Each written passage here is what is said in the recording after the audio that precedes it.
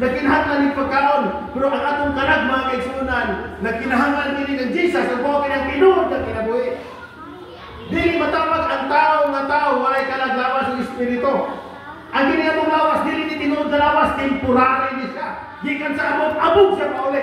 Ang lawas na tinuod katong lawas nga iyahagayod ni Jesus kanag lawas ng espiritu. Nahimo siyang tao. Bago pa sa Ginoo, bago na tong tao sa ama sa atong espiritu.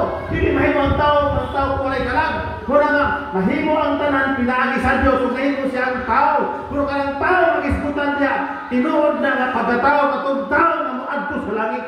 Amen.